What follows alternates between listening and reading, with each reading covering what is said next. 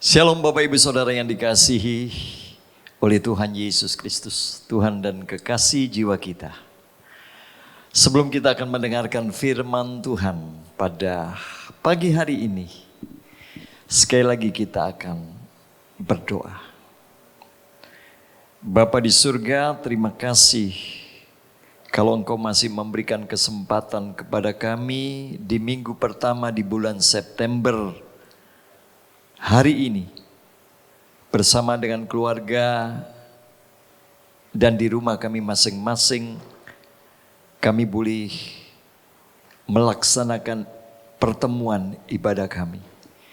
Dan sebentar setelah kami memuji, menyembah, dan melakukan perjamuan kudus untuk mengenang akan kasih dan pengorbanan-Mu, maka sebentar kami akan menerima firman Tuhan.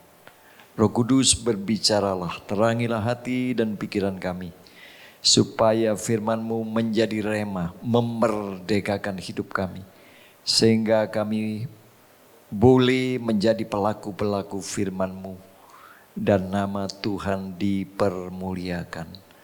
Terima kasih Bapa, kuasai penuhi hamba-Mu yang tidak ada apa-apanya dengan Roh-Mu yang kudus. Di dalam nama Tuhan Yesus Kristus kami berdoa dan kami menyerahkan pemberitaan firman Tuhan dalam kasih dan kuasa-Mu. Amin. Baik Bapak Ibu Saudara yang dikasihi Tuhan Yesus, minggu yang lalu kita sudah mendengar tentang keluarga yang berbahagia adalah keluarga yang beribadah kepada Tuhan. Dan ibadah tidak berbicara hari Minggu saja, tetapi ibadah adalah setiap hari dimanapun kita berada. Karena ibadah adalah persembahan hidup bagi hormat dan kemuliaan Tuhan kita Yesus Kristus. Nah, pada minggu yang pertama di bulan September ini, jadi ini minggu yang ke-6, ya, memasuki minggu yang ke-6 sejak 22 Maret yang lalu.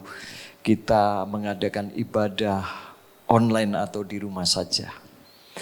Maka saudara yang terkasih, tema khotbah pada pagi hari ini mengenai penderitaan. Penderitaan adalah sebuah keteladanan. Bagi saudara dan saya sebagai pengikut Yesus Kristus, penderitaan adalah sebuah keniscayaan.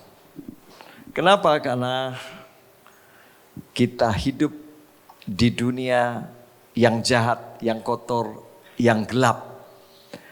Dan di tengah situasi kondisi dunia yang seperti itulah kita harus hidup benar. Dan itu adalah sebuah penderitaan. Baik Bapak Ibu, saya mulai slide yang pertama. Mengapa kita sebagai orang yang percaya itu harus menderita? Ada penekanan kata harus menderita. Karena tidak ada pilihan lain. Ketika kita dipilih dan dipanggil untuk menjadi murid-murid Kristus dan hidup di tengah dunia yang gelap ini, seperti domba di tengah serigala, maka mau tidak mau kita harus hidup dengan penderitaan. Ya, di dalam Yohanes 15 ayat 18 dan 19, Tuhan Yesus berkata demikian, "Jikalau dunia membenci kamu, ingatlah bahwa ia telah lebih dahulu membenci aku daripada kamu. Sekiranya kamu dari dunia, tentulah dunia mengasihi kamu sebagai miliknya. Tetapi karena kamu bukan dari dunia, melainkan aku telah memilih kamu dari dunia, sebab itulah dunia membenci kamu." Jadi saudara, ketika kita dipilih untuk menjadi murid Tuhan dan hidup di tengah dunia yang membenci Tuhan, maka dunia akan membenci kita. Jadi secara otomatis ketika kita dipilih, dipanggil untuk menjadi murid Tuhan, maka dunia akan membenci kita. Kenapa? Sekali lagi, karena dunia ini sudah rusak, sudah kotor, jahat, gelap. dunia yang egosentris, dunia yang penuh dengan kemunafikan, kebencian. Jadi ketika kita hidup benar, memancarkan terang, maka ada banyak orang tidak suka. Ya.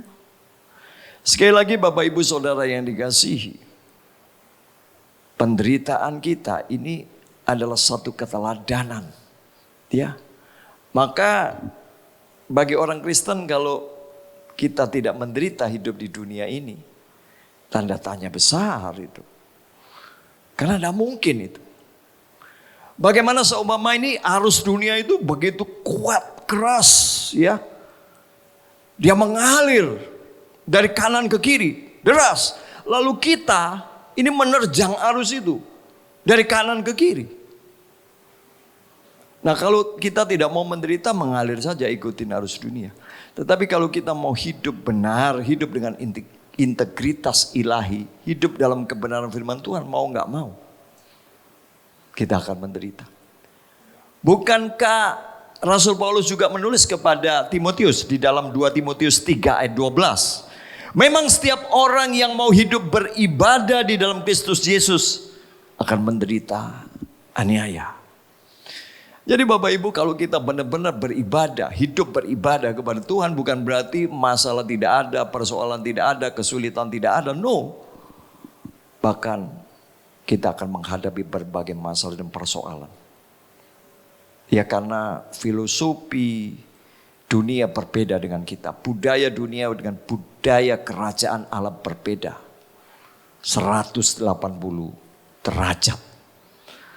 Saudara yang dikasihi Tuhan, kalau kita baca 1 Petrus 2 ayat 18, perhatikan di sini. Jadi kenapa kita menderita?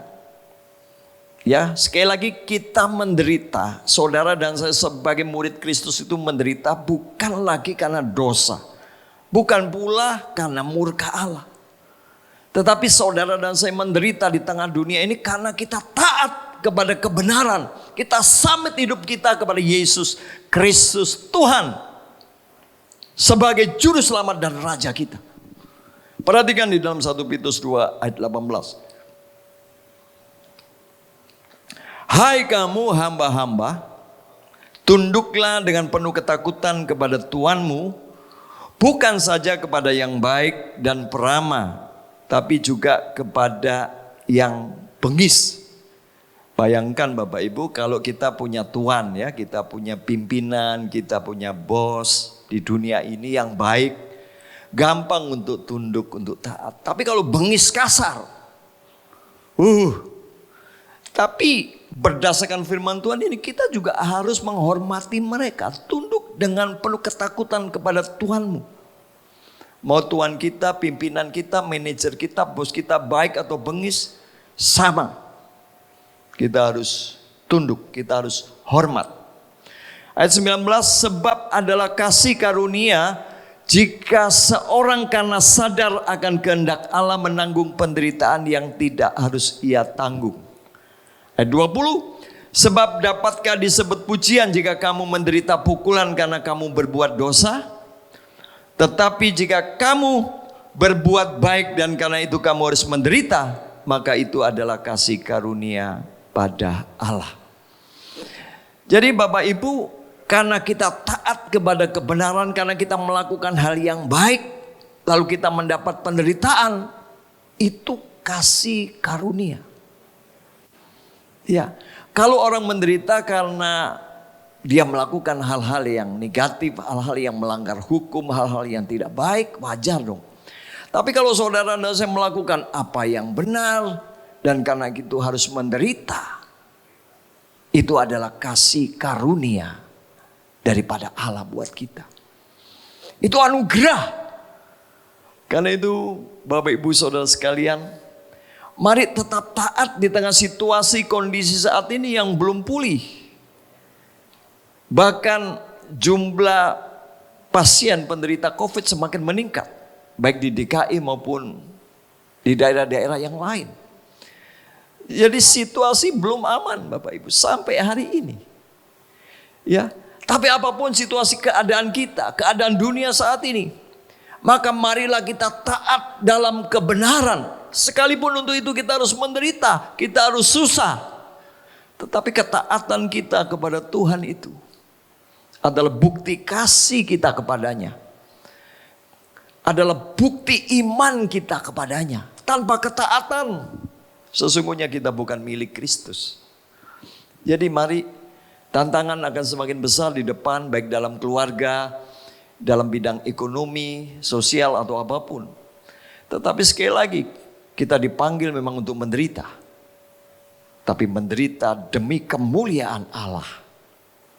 Karena itu Rasul Paulus suka dalam penderitaan karena kebenaran, karena Kristus. Itu mengerjakan kemuliaan yang besar. Jadi apapun yang terjadi tetap taat kepada kebenaran firman Tuhan. Berapa kali engkau disakiti? Sebanyak itu pula engkau harus mengampuni. Bahkan gak cukup engkau mengampuni. Engkau juga harus berbuat baik kepada orang yang telah melukai hatimu. Jadi gak cukup memberi ampun, memberi maaf gampang, apalagi di mulut Bapak Ibu. Tapi untuk melakukan perbuatan yang baik, memberkati dia, itu hal yang beda. Nah Tuhan minta kita, ya, seberapapun kita dikecewakan, tetap kita harus mengasihi. Taat kepada kebenaran. Ya. Nah ini yang kita mesti lakukan Bapak Ibu. Benar, saat-saat ini adalah saat-saat kita sebetulnya, waktu-waktu kita untuk lebih taat kepada Tuhan. Bahkan lebih daripada keinginan kita sendiri. Kita harus lebih menuruti keinginan Allah daripada keinginan kita, apalagi keinginan daging. Ingat Bapak Ibu, kalau kita menuruti keinginan daging, kita diseret kepada kebinasaan. Itu penderitaan kekal.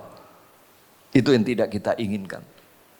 Jadi ketika kita mau taat kepada kebenaran, daging kita ini berontak Bapak Ibu, berontak.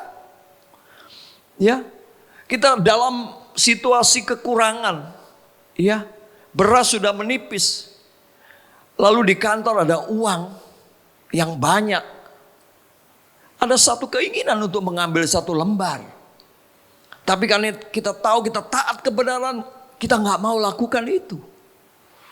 Jadi sekalipun kita bisa, tapi kita nggak mau karena kita taat kepada kebenaran. Dan itu penderitaan Bapak. Itu nggak enak buat daging. Kan daging ini selalu mengajarkan kepada kita yang nyaman. Mengajarkan jalan pintas. Tapi Yesus mengajarkan satu integritas. Dan ketika kita hidup dalam integritas di tengah situasi yang seperti ini, di tengah dunia yang rusak korup, itu tidak mudah. Karena itu penderitaan kita yang pertama, karena kita taat kepada firman Tuhan. Kita taat kepada Tuhan Yesus. Dialah Tuhan, panglima kita, komandan kita. Dia taat sampai mati. Maka saudara dan saya juga taat sampai mati. Amin Bapak Ibu. Ini yang pertama. Yang kedua, di dalam 1 Petrus 2 ayat 21. Sebab untuk itulah kamu dipanggil, karena Kristus pun telah menderita untuk kamu dan telah meninggalkan teladan bagimu supaya kamu mengikuti jejaknya. Ia tidak berbuat dosa dan tipu tidak ada dalam mulutnya. Ketika ia dicaci maki, ia tidak membalas dengan mencaci maki. Ketika ia menderita, ia tidak mengancam, tetapi ia menyerahkannya kepada Dia yang menghakimi dengan adil. Jadi kenapa kita menderita? Yang kedua, karena kita mengikuti jejak Kristus, keteladanan Kristus. Yesus Tuhan kita telah meninggalkan jejak, teladan. Apa itu? Penderitaan. Karena kebenaran. Demikian kenapa kita menderita? Karena kita mengikuti jejaknya. Jejak Tuhan, teladan Tuhan. Kita tidak berbuat dosa. Kita tidak ada tipu daya lagi di mulut kita. Ketika saudara dicaci maki, enak nggak dicaci maki? Meskipun kita salah, kalau dicaci maki itu nggak enak Bapak Ibu. Sakitnya itu di sini. Ya, kecenderungan daging nggak ingin balas caci maki. Tapi kita disuruh diam, tidak membalas. Suruh dia tidak membalas dengan caci maki, bahkan berkati dia. Oh, itu penderitaan Bapak Ibu. Penderitaan itu. Bagaimana kita menyangkal daging kita itu. Ya, ingin marah tapi nggak boleh marah. Ya, itu penderitaan. Bahkan ketika menderita, Yesus itu tidak mengancam. Kalau kita kan sering ngancam. Awas lu ya. Sekali lagi, awas ya.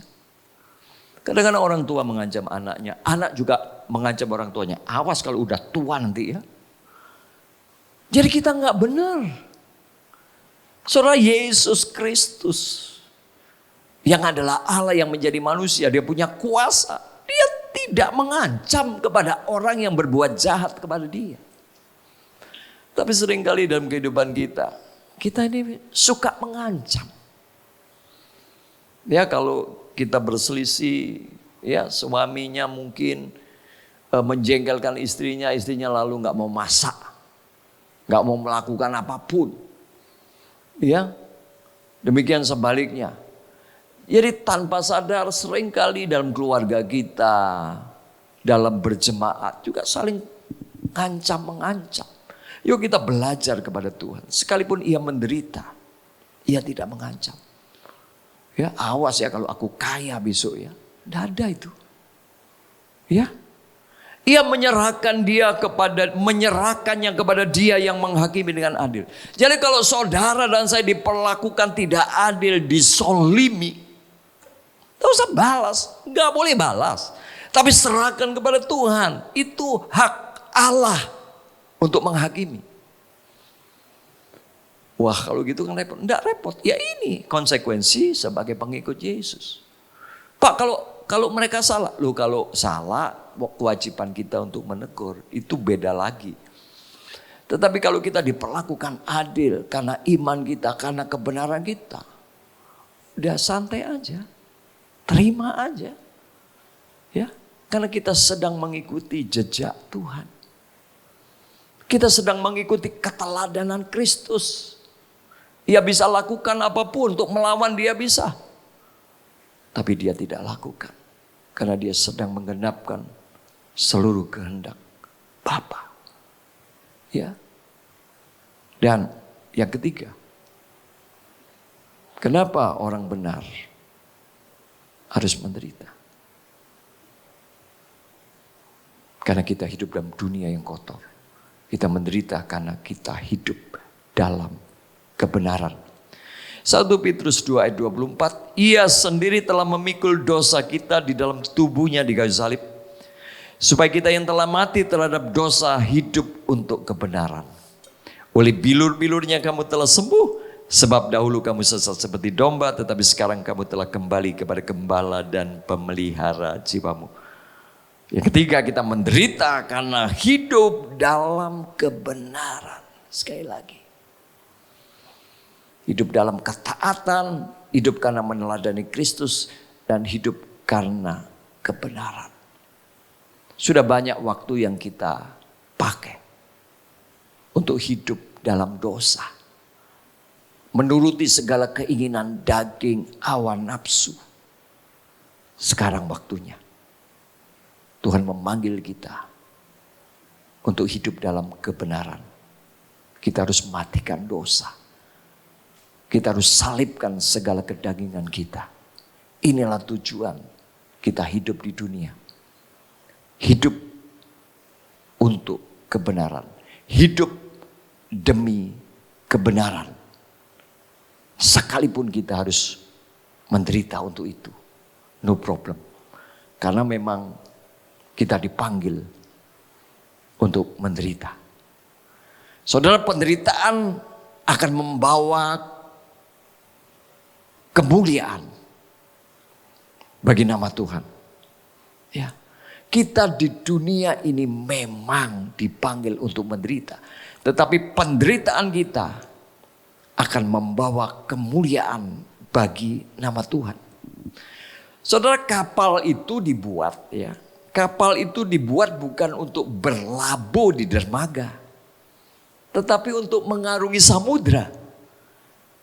Tentara juga dibentuk bukan untuk berdansa dan berpesta ria, tetapi untuk berperang dan untuk mengalahkan musuh. Demikian kita orang percaya.